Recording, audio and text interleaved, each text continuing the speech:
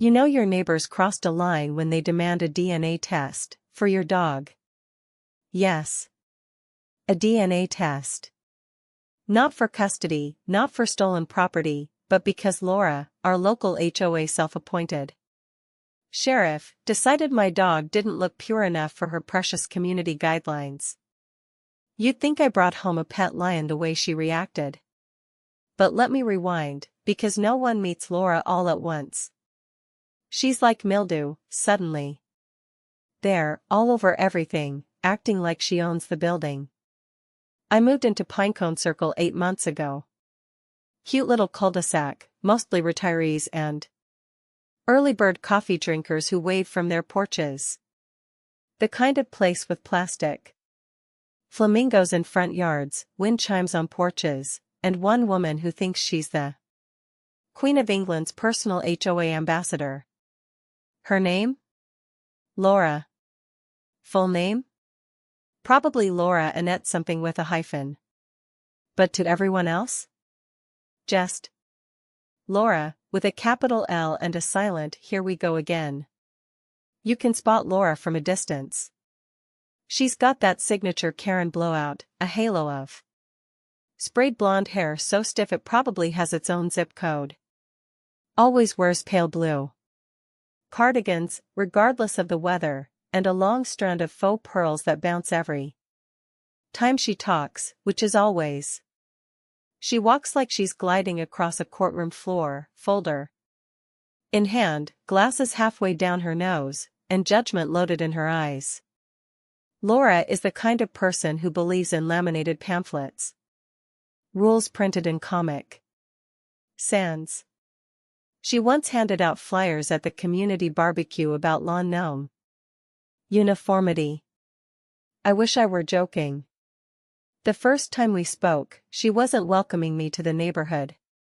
She was pointing at my mailbox. "This is 2.4 inches too short," she said flatly, holding a clipboard like it was the 10 Commandments. I blinked. Okay? She didn't blink back. It's a violation of Section 3B of the mailbox specifications outlined in the HOA handbook. Please correct it within 7 business days. I laughed.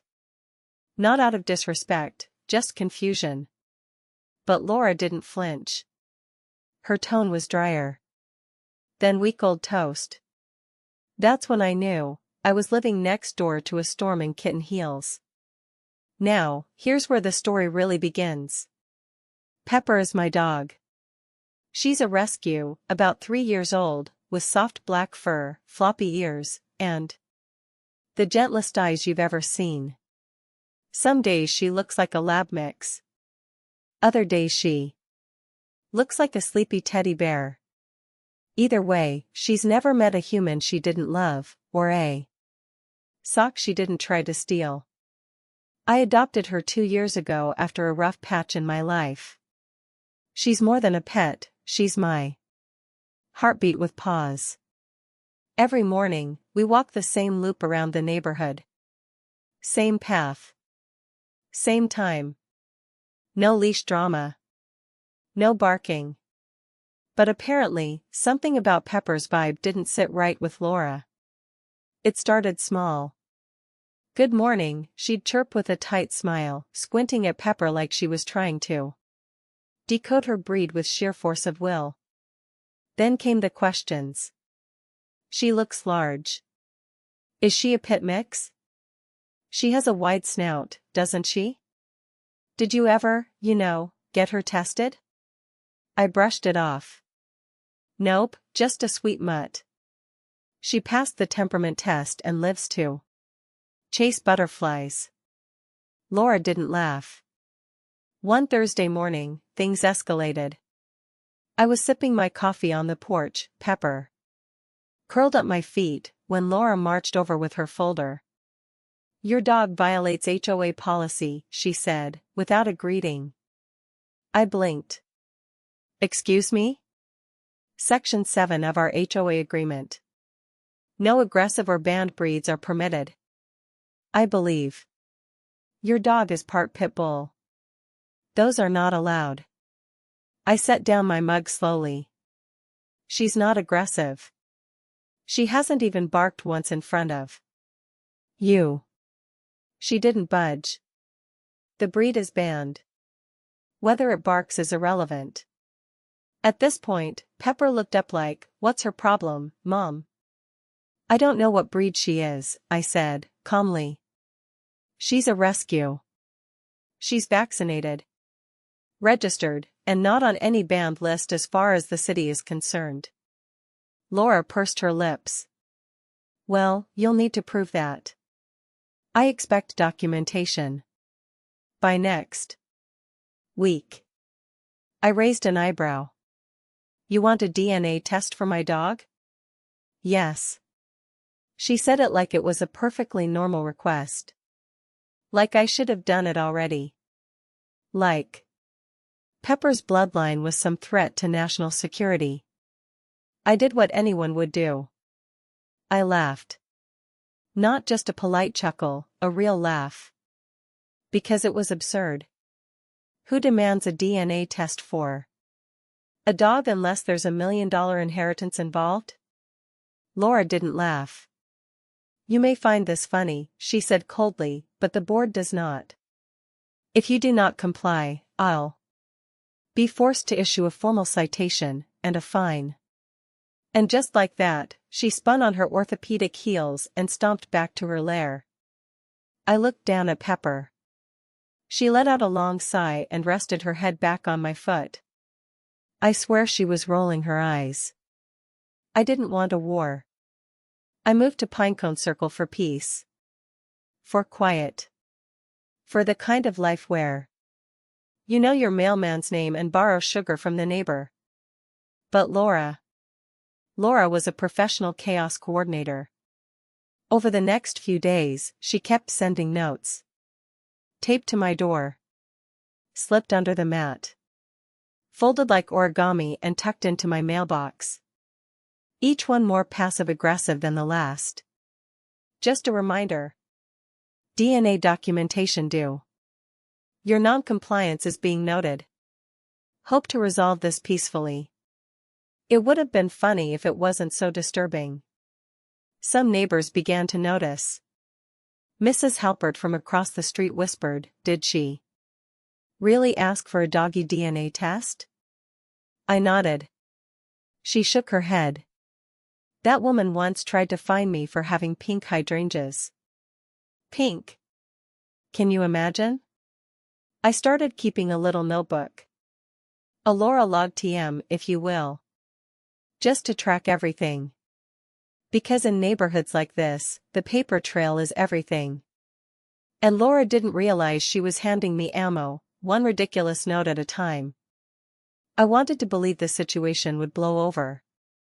That maybe Laura just had a bad week, or perhaps mistook Pepper for some mythical werewolf dog hybrid she once saw on late night television. But no. This wasn't a phase. It was a mission. Exactly 1 week later, I received a manila envelope on my doorstep, sealed with a red sticker that screamed urgent HOA business. Inside, a formal notice citing me for failure to provide required breed documentation and a $150 fine. Attached were photos, yes, photos, of Pepper in various positions, sitting in the yard, walking near the mailbox, even napping by my hydrangeas. I felt like I was reading an FBI case file on a dog who'd never even growled.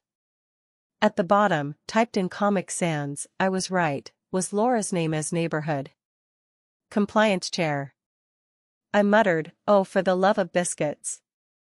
I did the rational thing, I called the HOA president, Roger.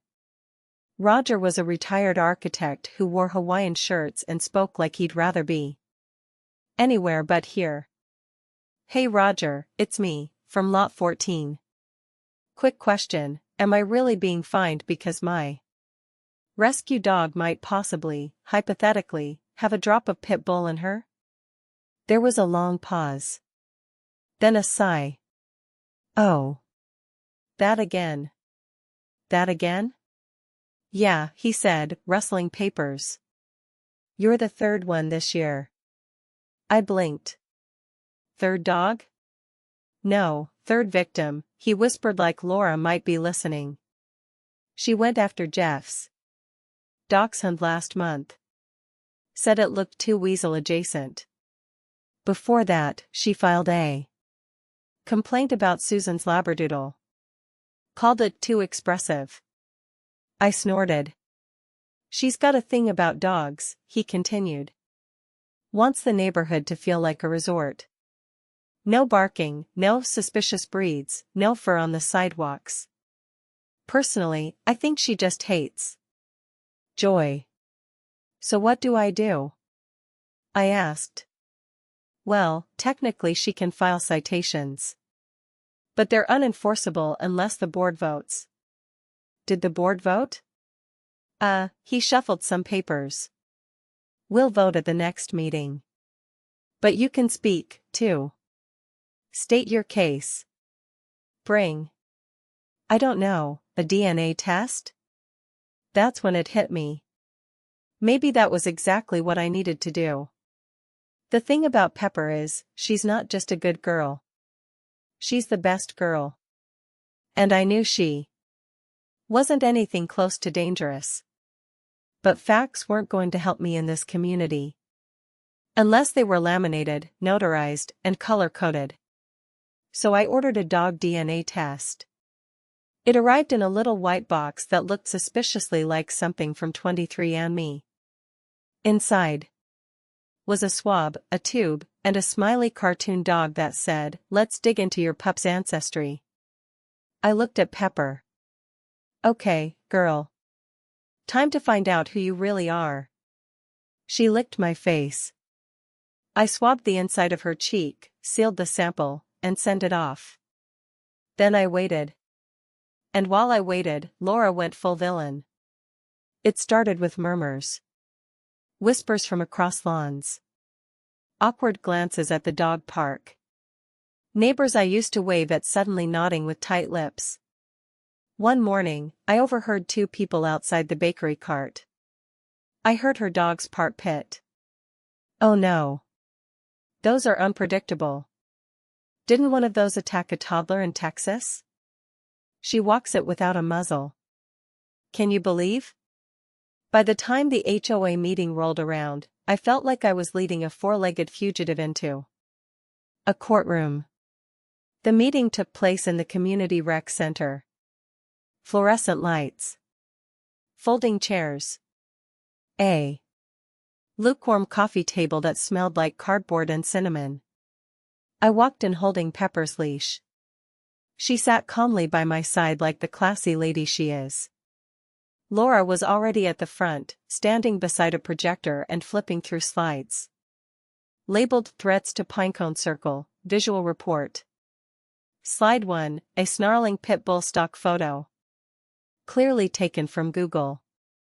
Slide 2, a screenshot of a Facebook post about a dog bite, dated 2017. Slide 3, a blurry photo of Pepper sitting in the grass. I raised my hand. Hi. Just to clarify, that's my dog. She's asleep in that photo. Laura didn't even turn. The point remains. Which point? That my dog exists? Laura sniffed.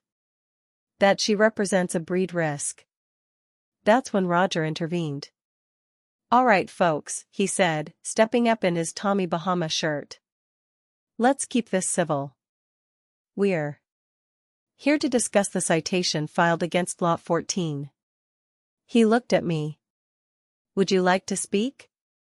I stood up, unfolded a single sheet of paper, and said, yes. Look, I began, I moved here for peace. For quiet. For community. And from day one, I've tried to follow the rules. I fixed my mailbox. I rake my yard.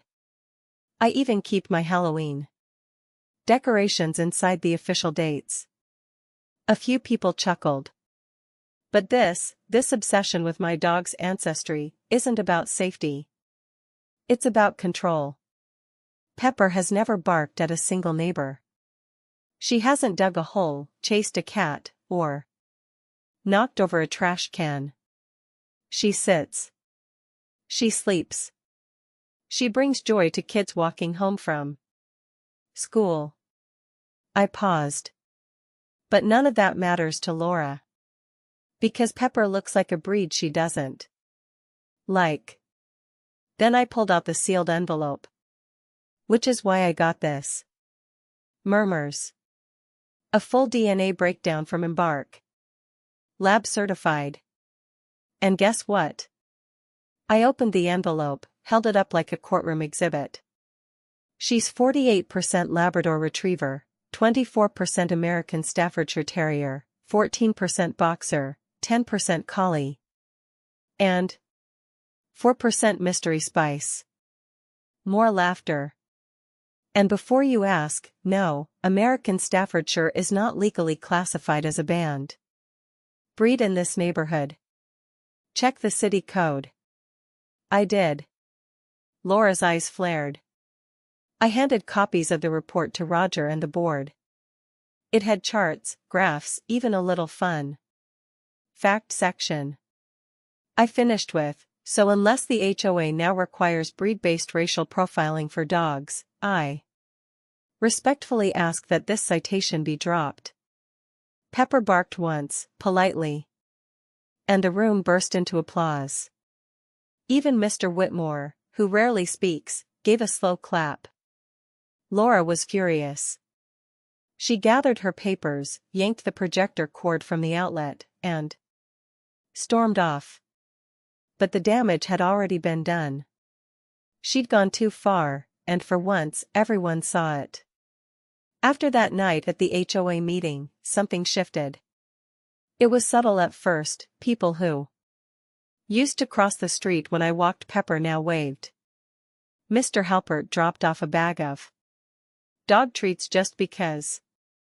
Susan, the Labradoodle lady, even came by with a bottle of rose. And whispered, "Welcome to the resistance." Laura, on the other hand, was unusually quiet. For 3 whole days. Which, if you know Laura, is basically an ice age of silence. But on the 4th day, she emerged. It was a Saturday.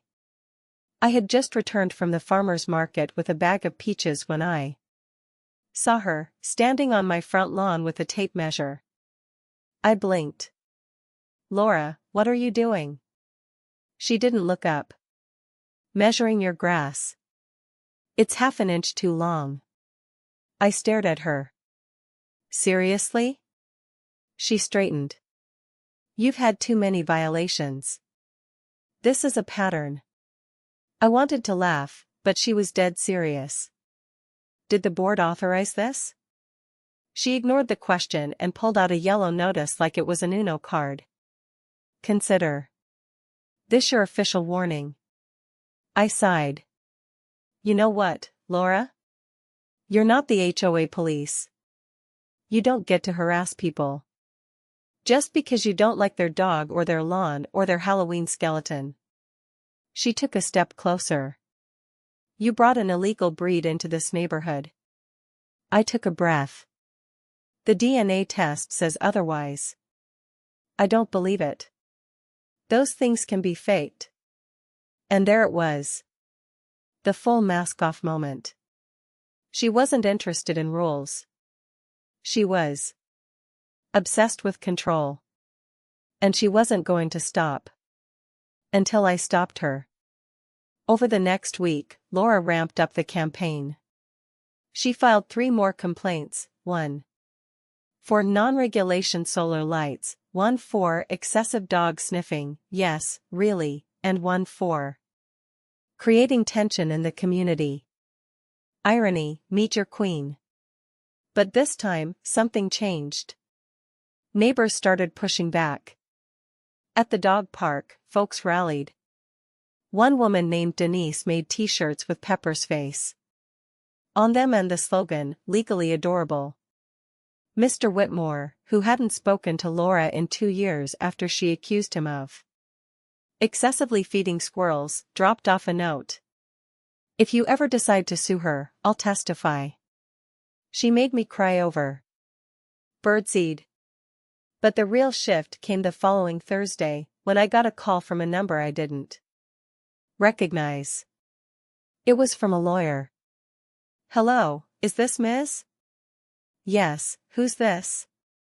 My name is Melanie Cruz. I'm with the firm downtown. We've been monitoring HOA harassment cases in your area, and your name came up through a public complaint database. I wanted to ask, have you experienced repeated harassment from your neighborhood HOA or its members? I blinked. Have I ever? I explained the citations, the photos, the DNA test, the projector presentation.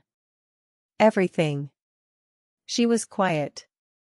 Then she said, would you consider a civil suit for harassment and defamation? I paused. Defamation? She nodded. Claiming your pet is dangerous without proof, posting false information about you, targeting you publicly, that could qualify. Especially since it's caused social stigma and emotional distress. I thought about the whispers, the stares, the $150 citation that still hadn't been rescinded. I'm listening, I said. I didn't want to sue Laura. I'm not a confrontational person. I prefer tea over drama, quiet nights over courtrooms. But something about this felt bigger than just me and Pepper. It was about standing up to people who think rules are weapons, who mask cruelty as civic duty. Melanie walked me through the next steps. We gathered the HOA citations, Laura's emails, her notes, my DNA test, the recording from the HOA meeting, thanks to Roger, who had a new love for transparency, and even social media posts Laura made in the neighborhood Facebook group. One in particular stood out. A post from 3 weeks ago, where Laura wrote, "We have to protect our neighborhood from dangerous dogs. If the board won't act, I will. You're either with me or you're part of the problem." It was paired with a blurred photo of Pepper. That was the final straw. Melanie drafted a cease and desist and sent it by a courier. Laura received it at 2:17 p.m. By 2:32 p.m., she was pacing on her front lawn, waving the paper like it was a parking ticket. From God. The final showdown came, fittingly, at the annual HOA cookout. Every year, Pinecone Circle holds a block party. Grills out. Lemonade flowing. Everyone pretending they like each other for at least 4 hours. This year's cookout was tense. I arrived with Pepper and a folding chair. People clapped when they saw her. Roger waved me over. You know, he said, handing me a burger, we've had 4 people file complaints against Laura this month. That's a new record. She working on a trophy? I asked. He laughed. Just wait. And that's when Laura showed up. In a red blazer. Full pearls. No burger in hand, just a stack of papers. She marched up to the mic. Excuse me, everyone, I'd like to make an announcement. People quieted down. Forks paused mid-bite. I have been unfairly attacked, she began, by residents who refuse to follow rules. I have been maligned, insulted, and now, sued, by someone who cannot handle being held accountable. Gasps. She is dragging this community into chaos. And for what? A mutt with questionable genetics. And a vendetta against order. That's when Denise stood up. You mean Pepper? She's the best behaved one here, including some of the humans. Laughter. Laura flushed. This isn't a joke. This is about public safety. Roger took the mic. Laura, respectfully, you've issued over 30 citations this year. That's more than the entire HOA combined. And many have been unfounded. Laura tried to interrupt, but he raised a hand. We've reviewed the evidence. And as of today, the board has voted unanimously to suspend your position as compliance chair. Dead silence. Then, a cheer. A loud, unapologetic cheer from the crowd. Pepper barked. Once. Loudly. And wagged her tail. It was perfect. As people celebrated, Laura stood frozen. Her hands trembled. Then she turned, stomped off, and disappeared into her house. No one followed. The community had chosen. And for the first time, I realized something: power doesn't always wear a badge or carry a folder. Sometimes it walks calmly on 4 legs and wags its tail. After the cookout, the energy in Pinecone Circle shifted permanently. It was like someone opened the windows and let in fresh air for the first time in years. You could almost hear the collective sigh of relief. People no longer whispered, they spoke. They joked. They lingered at each other's fences. With lemonade and stories instead of rushing back inside to avoid clipboard ambushes. And Laura? Laura stayed indoors. For 2 whole weeks. No pearls. No measuring tape. No folders full of bylaws printed on pastel paper. Just silence. Meanwhile, the lawsuit moved forward. Melanie filed our claim for harassment, defamation, and emotional distress, and the court date was set. I didn't want to ruin anyone's life, but I wanted accountability. Laura had sent countless emails, posted damaging claims in a public Facebook group, and used her HOA position to intimidate and isolate me over something as ridiculous as a dog's possible lineage. When we served her the court documents, her response came in classic Laura form: a 6-page, handwritten letter filled with phrases like witch hunt, neighborhood decay, and my personal favorite, the canine in question. Melanie framed that one. On the day of the hearing, Laura arrived wearing a navy suit and a pin shaped like a gavel. She came alone. I came with Pepper, Melanie, and half the neighborhood. Denise wore her legally adorable shirt. Mr. Whitmore wore a button that said, "I feed the squirrels and I vote." The judge, a woman named Honorable Barbara Caldwell, listened carefully. She read the complaint, reviewed the evidence, and looked over the HOA citations. At one point, she held up the excessive dog sniffing complaint and raised an eyebrow. "Ms. Laura, can you explain this?" Laura cleared her throat. "Some residents find such behavior invasive." "Invasive?" the judge repeated. "It's a dog sniffing grass." Silence. After about 45 minutes of presenting evidence, including the DNA test, the Facebook post with the blurred Pepper photo, and HOA meeting transcripts, Judge Caldwell leaned forward and said something I'll never forget. "Ms. Laura, your actions reflect a personal vendetta under the guise of community protection. What you did was not just excessive, it was abusive. Your behavior created a hostile environment and damaged your neighbor's reputation and emotional well-being. That's not compliance. That's control." And with that, Laura was ordered to pay damages, write a formal letter of apology, to be posted in the HOA newsletter, and attend a community mediation class. The court also recommended the HOA review and revise their complaint process, limiting citation powers to board-elected officers only. The next issue of the Pinecone Circle Post arrived with its usual announcements: yoga on the lawn, garage sale dates, and right there on page 2, Laura's apology. It read, "To my fellow residents. I acknowledge that my recent actions were inappropriate and unfairly targeted one of our neighbors.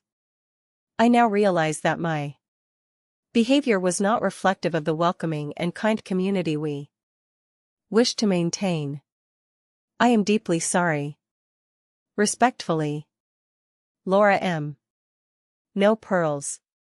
No excuses. Just plain regret. It wasn't perfect. But it was public. And in neighborhoods like Pinecone Circle, that's as good as gold. Laura didn't move out. I know a lot of people hoped she would, but in a way, I'm glad she stayed. Because something beautiful happened after that. She got quiet. Not withdrawn, but humbled. She no longer patrolled the sidewalks or checked grass. Height. She even nodded at Pepper once. Didn't smile. But nodded. It was something. The HOA board restructured. Roger stepped down, finally went on that cruise he kept talking about, and Susan was elected president. She implemented changes to make the HOA more transparent and less, well, tyrannical. One of her first acts? Banning anonymous complaint slips and requiring photo proof before citations could even be reviewed. Mr. Whitmore started a community newsletter column called The Squirrel Chronicles. It's delightful. Denise launched a pet parade every spring called Paws on Pinecone. Pepper was the Grand Marshal. She wore a tiny mayor sash. And me? I planted lavender around my porch. I added fairy lights. I stopped checking my lawn length every other day. I finally felt home. Sometimes I think about how silly it all was. A DNA test. A lawsuit. A grown woman measuring grass in the name of justice. But control doesn't always show up with a badge. Sometimes it wears cardigans and waves from across the street. Sometimes it smiles while it slowly makes your world smaller. And standing up to that? It takes more than courage. It takes clarity, boundaries, a little bit of humor, and a lot of neighbors who finally say, enough. Pepper still doesn't know she's famous. She just cares about belly rubs and squirrels. And maybe string cheese. But in a way, she reminded all of us what loyalty looks like. What kindness does. What silence can cost. Last week, I was watering my porch plants when Laura walked by. She paused, nodded politely, and said, "Cute goat." I blinked. Sorry? She pointed to the new animal in my yard, my niece's pet goat, Biscuit, who was visiting for the weekend. I smiled. Thanks. He's very gentle. She stared at him a long moment. Then, without a word, walked away. I watched her go. Then turned to Biscuit. Well, buddy, brace yourself. Because if Laura thought Pepper was trouble, she hadn't met the goat yet.